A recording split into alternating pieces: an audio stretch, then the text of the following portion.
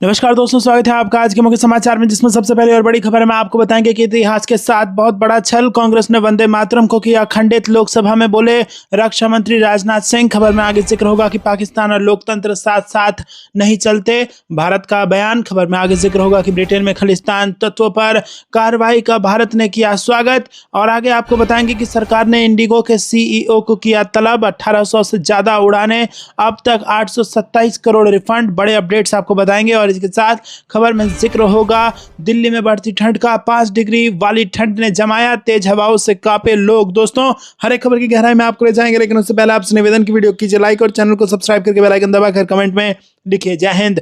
रुक करते हैं सबसे पहली और बड़ी खबर की तरफ। इतिहास के साथ बहुत बड़ा छल, कांग्रेस ने वंदे मातरम को खंडित किया। लोकसभा में बोले रक्षा मंत्री राजनाथ सिंह। जी हां दोस्तों, लोकसभा में वंदे मातरम पर चर्चा चल रही है और इसके लिए 10 घंटे का समय तय किया गया है। चर्चा की शुरुआत प्रधानमंत्री नरेंद्र मोदी ने शुरू की है और इसके बाद कई सांसदों और नेताओं ने अपनी बात रखी। सरकार की ओर से पक्ष रखते हुए राजनाथ सिंह ने भी वंदे मातरम से जुड़े इतिहास के पन्ने पलटे। उन्होंने कहा कि ये वंदे मातरम भारत के इतिहास, वर्तमान और भविष्य के साथ जुड़ा हुआ है। इस वंदे मातरम ने ब्रिटिश साम्राज्य से लड़ने वाले स्वतंत्रता सेनानियों को काफी ताकत दी थी। ये वो गीत है जिसकी वजह से सदियों से सोया हुआ हमारा ये देश जाग उठा था।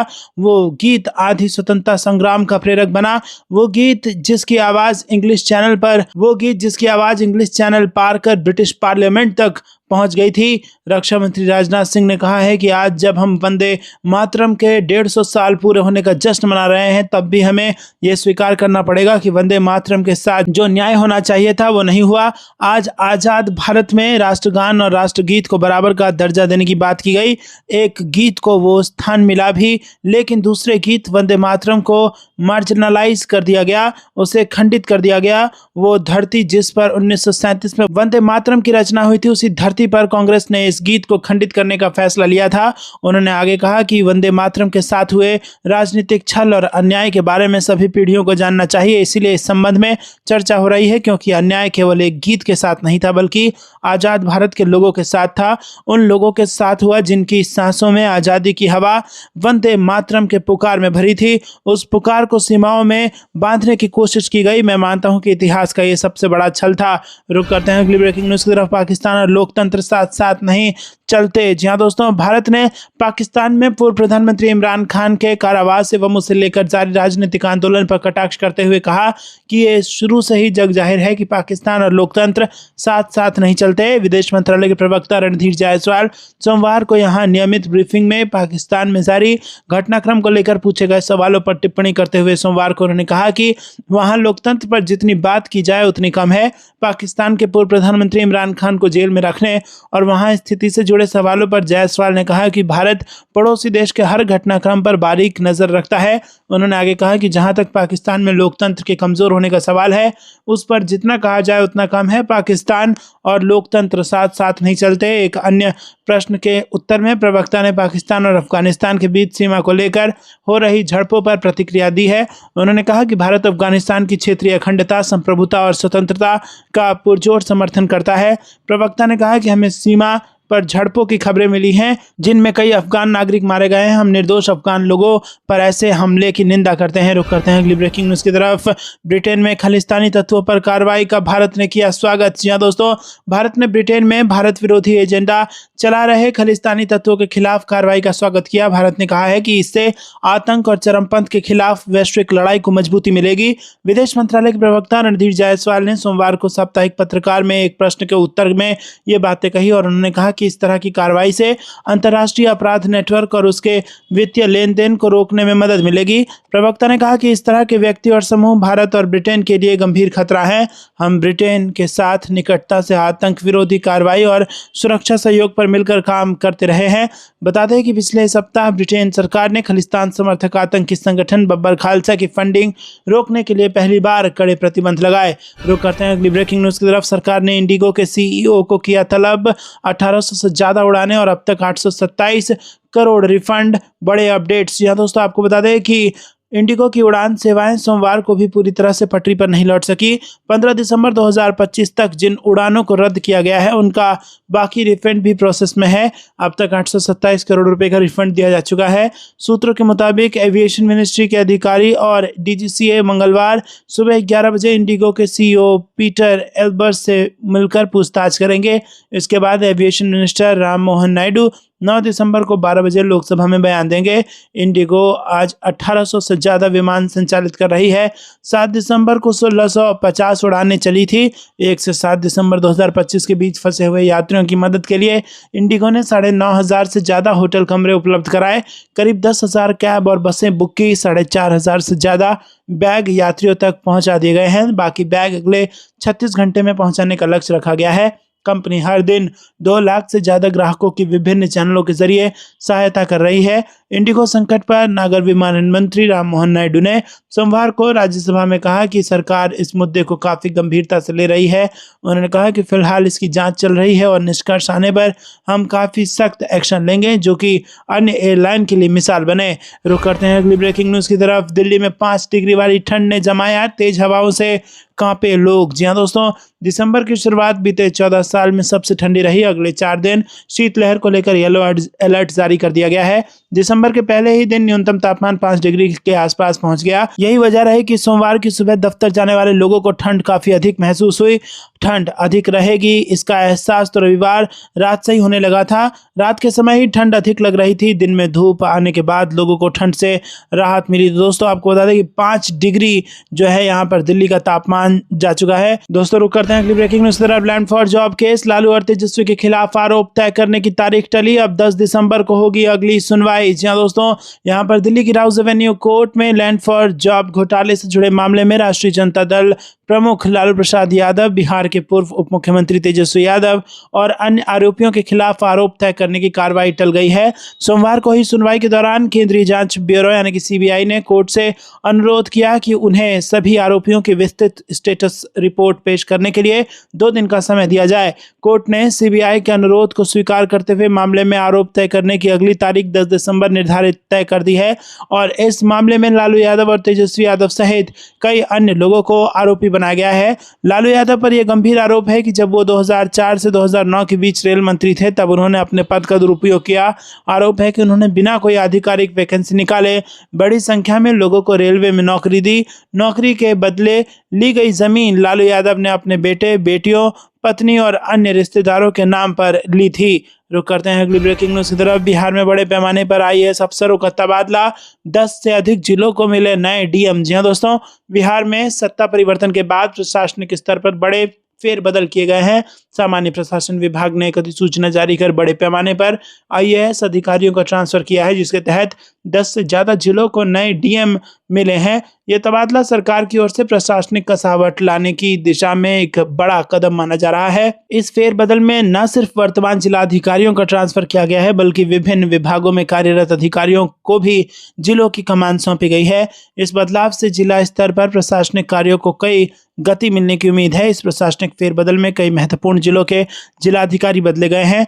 औरंगाबाद के जिलाधिकारी श्रीकांत शास्त्री को बेगूसराय का नया जिलाधिकारी बना दिया गया है। मधेपुरा के जिलाधिकारी तरनजोत सिंह का पश्चिम चंपारण को जिम्मेदारी सौंप दी गई है और शिवहर के जिलाधिकारी विवेक रंजन को सिवान का जिलाधिकारी बनाया गया है। दोस्तों इसी के साथ अरवल की जिलाधिकारी अभिलाष शर्मा को औरंगाबाद का जिलाधिकारी बनाया गया है। दोस्तों रुक करते हैं अगली ब्रेकिंग न्यूज़ की तरफ। चीन की यात्रा करते वक्त या वहां से गुजरते समय सावधानी बरतें, विदेश मंत्रालय ने भारतीय नागरिकों को दी सलाह। जी दोस्तों, चीन के शंघाई एयरपोर्ट पर हाल ही में भारतीय नागरिक को परेशान करने का मामला सामने आया था। इस घटना को लेकर देश भर में हंगामा देखने को मिला था और अब भारत सरकार के विदेश मंत्रालय ने इस घटना को लेकर पूछे गए सवाल पर जवाब दिया है। विदेश मंत्रालय ने भारतीय नागरिकों को चीन की यात्रा करते वक्त सावधान रहने को कहा। विदेश मंत्रालय के आधिकारिक प्रवक्ता रणधीर जायसवाल ने कहा कि चीन जाते समय या देश से गुजरते समय पूरी समझदारी से काम लें। हम आपकी चिंताओं को समझते हैं। शंघाई हवाई अड्डे पर हाल ही में हुई घटना का आपने जिक्र किया है। इस सिलसिले में हम अपेक्षा करते हैं कि चीनी प्राधिकारी इस बात का आश्वासन प्रदान करें कि चीनी हवाई अड्डों से गुजरने वाले किसी भी नागरिक भारतीय नागरिक को विशेष रूप से निशाना नहीं बनाया जाएगा, न ही मनमाने ढंग से उन्हें रोका रोका या परेशान किया जाएगा और चीनी पक्ष अंतर्राष्ट्रीय हवाई यात्रा को नियंत्रित करने वाले नियमों का पालन करेंगे।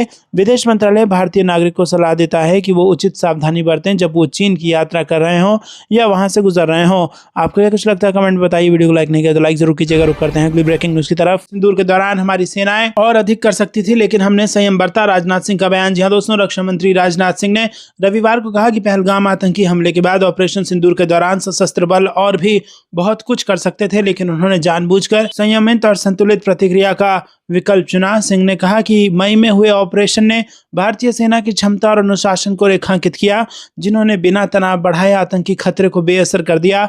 रक्षा मंत्री सिंह ने देश के विभिन्न हिस्सों में सीमा सड़क संगठन द्वारा पूरी की गई 125 बुनियादी ढांचा परियोजनाओं का उद्घाटन करने के बाद कहा कि ऑपरेशन सिंदूर के दौरान हमने अपने सशस्त्र बलों, नागरिक प्रशासन और सीमावर्ती क्षेत्रों के नागरिकों के बीच समन्वय देखा। वो अविश्वसनीय था।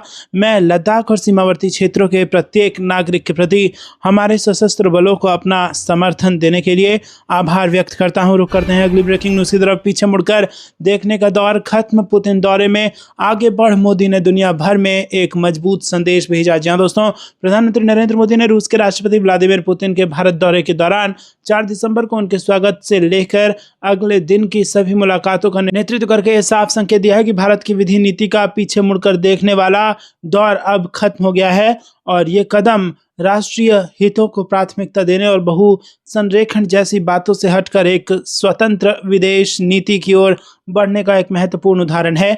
भारत और रूस भले ही अलग अलग रास्तों पर हों लेकिन साझा हितों और चुनौतियों से जुड़े हुए हैं। दोनों देश महाद्वीपीय शक्ति हैं जिनके सीमावर्ती इलाके प्रतिद्वंदी देशों और उनके समर्थकों के निशाने पर रहते हैं। भारत को चीन और पाकिस्तान से तो रूस को चेचनिया से लेकर यूक्रेन तक संघर्षों का सामना करना पड़ा है। रणनीतिक रूप से भारत और रूस एक दूसरे को वो महत्वपूर्ण चीजें प्रदान करते हैं जो उनके अस्तित्व और विकास के लिए आवश्यक है। ये साझेदारी एक ऐसे समय में है और भी महत्वपूर्ण हो जाती है जब दुनिया अस्थिर है।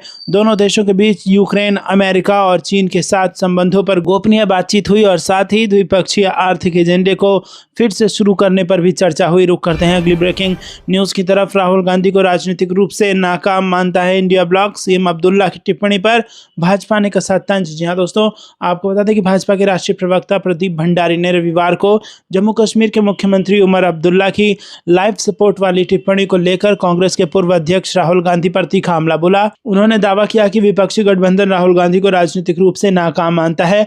उमर अब्दुल्ला की हालिया टिप्पणियों पर प्रतिक्रिया देते हुए प्रदीप भंडारी ने कहा कि नेशनल कॉन्फ्रेंस नेता के शब्दों से गठबंधन के भीतर आत्मविश्वास की कमी उजागर होती है। उन्होंने आरोप लगाया कि सार्वजनिक रूप से राहुल गांधी का बचाव करने के बावजूद गठबंधन के सहयोगी निजी तौर पर मानते हैं कि इंडिया ब्लॉक की चुनावी हार के लिए वो जिम्मेदार है। समाचार एजेंसी के मुताबिक प्रदीप भंडारी ने कहा कि ये राहुल गांधी के नेतृत्व वाले इंडिया ब्लॉक के मुंह पर एक जोरदार तमाचा है। आज उमर अब्दुल्ला और गठबंधन में उनके कई सहयोगी दावा करते हैं कि राहुल गांधी गठबंधन के नेता बनने के लायक नहीं है।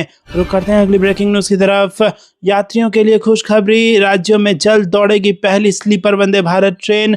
रूट और टाइमिंग का बड़ा अपडेट। जी हां दोस्तों, आपको बता दें कि अगर आप अक्सर लंबी ट्रेन यात्रा करते हैं और लंबे सफर से थक जाते हैं तो अब आपके लिए अच्छी खबर है। इंडियन रेलवे जल्द ही देश की पहली वंदे भारत स्लीपर ट्रेन शुरू करने जा रहा है। ये ट्रेन तेजस की स्पीड, राजधानी के आरामदायक सुविधाओं और वंदे भारत की मॉडर्न टेक्नोलॉजी का परफेक्ट मेल होगी। ट्रेन की तैयारियां और ट्रायल रेलवे सूत्रों के मुताबिक बेंगलुरु के BEML फैक्ट्री में 2 रैक तैयार किए जा रहे हैं। पहला रैक 12 दिसंबर को नॉर्दर्न रेलवे के लिए रवाना होगा। ट्रेन का trial run Patna Delhi route पर होगा और रिपोर्ट अप्रूव होने के बाद रेगुलर ऑपरेशन शुरू कर दिया जाएगा। और बर्थ की जानकारी, ट्रेन में 16 कोच होंगे और कुल 827 बर्थ होंगे। थर्ड एसी में 11 कोच 611 बर्थ होंगे। सेकंड एसी में 4 कोच 188 बर्थ होंगे। फर्स्ट एसी में 1 कोच 24 बर्थ होगा और जरूरत पड़ने पर कोच की संख्या 24 तक बढ़ाई जा सकती है। थर्ड एसी का अनुमानित किराया लगभग 2000 रुपया होगा। आधुनिक सुविधाएं और सुरक्षा, वंदे भारत स्लीपर में यात्रियों के लिए सुविधाएं होंगी। ऑटोमेटिक दरवाजे, बायो टॉयलेट, हर बर्थ पर पर्सनल रीडिंग लाइट, CCTV कैमरे और प्रीमियम इंटीरियर्स, कवच, एंटी कोलिजन सिस्टम और क्रैश प्रूफ बॉडी डिजाइन। तो दोस्तों, जबरदस्त यहाँ पर स्लीपर वंदे भारत ट्रेन की शुरुआत दिल्ली पटना रूट पर होने जा रही है। रुक करते हैं अगली ब्रेकिंग न्यूज की तरफ। उत्तर भारत के 10 शहरों में घने कोहरे की चेतावनी, 12 दिसंबर तक इस राज्य में बारिश का अलर्ट। जी हाँ दोस्तों, आपको बता दें कि देश में मौसम लगातार करवट ले रहा है, कहीं बारिश तो कहीं घने कोहरे ने लोगों के जनजीवन को अस्त व्यस्त कर दिया है। इस बीच मौसम विभाग ने टेंशन बढ़ाने वाला अलर्ट जारी किया है। बताया गया है कि देश के 10 बड़े शहरों में घने कोहरे से सुबह के समय वाहन चालकों की मुश्किलें बढ़ेंगी। इसके अलावा पहाड़ी राज्यों में बर्फबारी का भी अलर्ट जारी किया गया है। लोगों को इस दौरान सतर्क रहने के लिए कहा गया है। तो चलिए आपको बता दें दोस्तों कि उत्तर भारत के प्रयागराज, कानपुर, लखनऊ, आगरा, टुंडला, चंडीगढ़, दिल्ली, नैनीताल, अमृतसर और शिमला में घने कोहरे की चेतावनी जारी की गई है। सुबह के समय वाहन चलाने वाले यात्री सतर्क होकर ही वाहन चलाएं, नहीं तो परेशानी का सामना करना पड़ सकता है। क्षेत्रीय मौसम विज्ञान विभाग ने रविवार को कहा कि तमिलनाडु के कई हिस्सों में 12 दिसंबर तक हल्की बारिश जारी रहने की उम्मीद है। उत्तर पूर्वी मानसून दक्षिणी दिल्ली में मजबूत हो गया है, जिससे राज्य के बड़े हिस्सों में रुक रुक कर बारिश हो रही है और आसमान में बादल छाए हुए हैं। मौसम वैज्ञानिक ने मौजूदा मौसम की स्थिति का कारण दक्षिण केरल तट और आसपास के इलाकों में कम दबाव का क्षेत्र बनना बताया है। रुक करते हैं अगली ब्रेकिंग न्यूज की तरफ। दिल्ली की हवा बेहद खराब श्रेणी में, प्रदूषण को लेकर सरकार ने उठाया बड़ा कदम। जी हाँ दोस्तों, दिल्ली में रविवार सुबह वायु गुणवत्ता बेहद खराब श्रेणी में दर्ज की गई। केंद्रीय प्रदूषण नियंत्रण बोर्ड के समीर ऐप के अनुसार सुबह 10 बजे वायु गुणवत्ता सूचकांक 302 रहा। राष्ट्रीय राजधानी के 26 केंद्रों में AQI बेहद खराब श्रेणी में दर्ज की गई। CPCB के मानकों के अनुसार 0 से 50 के बीच AQI अच्छा, 51 से 100 संतोषजनक, 101 से 200 मध्यम, 201 से 300 खराब और 301 से 400 बहुत खराब और 401 से 500 के बीच AQI गंभीर माना जाता है। इस बीच भारतीय मौसम विज्ञान विभाग ने दिन में शीतलहर चलने का अनुमान जताया है। रुक करते हैं अगली ब्रेकिंग न्यूज की तरफ। आस्था सही पर राम पर टिप्पणी बर्दाश्त नहीं, बाबरी मस्जिद की नींव पर धीरेन्द्र शास्त्री का बयान। जी हाँ दोस्तों, कोलकाता के ब्रिगेड परेड ग्राउंड में रविवार को सनातन संस्कृति संसद द्वारा लोको कंठे गीता पाठ का भव्य आयोजन किया गया। इस कार्यक्रम में 5 लाख से ज्यादा लोगों ने एक साथ पवित्र भगवत गीता का पाठ किया, जिसे आस्था और उत्साह का माहौल इससे बन गया। इस कार्यक्रम में शामिल हुए बागेश्वर धाम सरकार आचार्य धीरेन्द्र कृष्ण शास्त्री ने इस आयोजन की प्रशंसा की और उन्होंने कहा कि आज पश्चिम बंगाल के कोलकाता की पवित्र भूमि पर 5 लाख लोगों ने एक साथ गीता का पाठ किया। उत्साह और आस्था की लहर देखकर ऐसा लगा जैसे कोलकाता में महाकुंभ मेला लगा हो। उन्होंने आगे कहा कि सनातन धर्म की एकता ही इस देश और दुनिया के लिए विश्व शांति का सबसे बड़ा साधन है। शास्त्री ने जोर देकर कहा कि भारत में हम सनातन चाहते हैं, तनातनी नहीं चाहते। भारत में हम भगवाए हिंद चाहते हैं, गजवाए हिंद नहीं। इसी के साथ मुर्शिदाबाद के बेलडंगा में निलंबित TMC विधायक हुमायूं कबीर द्वारा रखी गई बाबरी मस्जिद की नींव के पत्थर पर भी धीरेन्द्र शास्त्री ने अपनी प्रतिक्रिया दी और उन्होंने कहा कि अगर किसी की ऐसी आस्था है तो वो अपनी आस्था के अनुसार इसे स्वीकार कर सकता है, इसमें कोई गलती या अपराध नहीं है। हालांकि उन्होंने चेतावनी देते हुए कहा कि कोई भी हमारे भगवान राम पर टिप्पणी नहीं कर सकता है। अगर हमारे मंदिर बनने पर कोई टिप्पणी करता है तो उसका अहंकार सामने आ जाएगा। दोस्तों, आपको क्या कुछ लगता है कमेंट में जरूर बताइएगा। रुक करते हैं अगली ब्रेकिंग न्यूज की तरफ। लद्दाख की श्योक टनल समेत 125 इंफ्रास्ट्रक्चर प्रोजेक्ट राष्ट्र को समर्पित, फॉरवर्ड मिलिट्री लोकेशन तक पहुंच हुई आसान। जी हाँ दोस्तों, रक्षा मंत्री राजनाथ सिंह ने लद्दाख स्थित ऐतिहासिक श्योक टनल से सीमा सड़क संगठन के रणनीतिक रूप से अहम 125 इंफ्रास्ट्रक्चर प्रोजेक्ट का उद्घाटन कर उन्हें राष्ट्र को समर्पित किया। ये देश के बॉर्डर इंफ्रास्ट्रक्चर को मजबूत करने और स्ट्रैटेजिक तैयारियों के लिए अहम है। इन परियोजनाओं में 28 सड़कें, 93 पुल और 4 अन्य स्ट्रेटेजिक इंफ्रास्ट्रक्चर प्रोजेक्ट शामिल हैं। यह परियोजनाएं 7 राज्यों और 2 केंद्र शासित प्रदेशों में पूरी की गई है। दोस्तों, आपको ये कुछ लगता है कमेंट में जरूर बताइए। वीडियो को लाइक नहीं किया तो लाइक जरूर कीजिएगा। रुक करते हैं अगली ब्रेकिंग न्यूज की तरफ। भारत चीन संबंधों के लिए बॉर्डर पर शांति जरूरी, विदेश मंत्री जयशंकर की 2 टूक गलवान झड़प पर कहती बड़ी बात। जी दोस्तों, विदेश मंत्री एस जयशंकर ने भारत और चीन के बीच रिश्तों को लेकर अहम टिप्पणी की है। उन्होंने कहा कि दोनों देशों के बीच रिश्ते मजबूत हों, इसके लिए बॉर्डर पर शांति बहुत जरूरी है। दोस्तों, आपको बता दें कि समिट में बात करते हुए विदेश मंत्री ने कहा कि भारत चीन के बीच सीमा पर हालात अब काफी हद तक स्थिर है। जयशंकर ने बताया कि पिछले साल 24 अक्टूबर को प्रधानमंत्री नरेंद्र मोदी और चीनी राष्ट्रपति शी जिनपिंग की मुलाकात हुई थी। उसी के बाद सीमा पर जो भी दिक्कतें थी उन पर एक समझ बनाई गई। तब से लेकर अब तक सीमावर्ती इलाके काफी हद तक शांत हैं। इसके साथ ही बॉर्डर एरिया में गश्त का काम भी पहले की तरह सुचारू रूप से चल रहा है। विदेश मंत्री ने इस बात पर जोर दिया कि सीमा पर शांति और स्थिरता अच्छे रिश्तों के लिए बहुत ज़रूरी है। दोनों ही ओर से इस बात का ध्यान रखा जा रहा है। उन्होंने ये भी कहा कि चीन भारत के रिश्ते में सिर्फ गलवान घाटी की झड़प ही एकमात्र मुद्दा नहीं है। जयशंकर ने बताया कि व्यापार, निवेश, प्रतिस्पर्धा, सब्सिडी, निष्पक्षता और पारदर्शिता जैसे कई और मुद्दे भी हैं जिन पर भारत और चीन के बीच बातचीत चल रही है। रुक करते हैं अगली ब्रेकिंग न्यूज़ की तरफ। हमारी ज़्यादातर समस्याओं की जड़ पाकिस्तानी सेना है। विदेश मंत्री जयशंकर ने असीम मुनीर को जमकर धोया। जी हाँ दोस्तों, भारत की ज़्यादातर समस्याएं पाकिस्तान की सेना की वजह से है।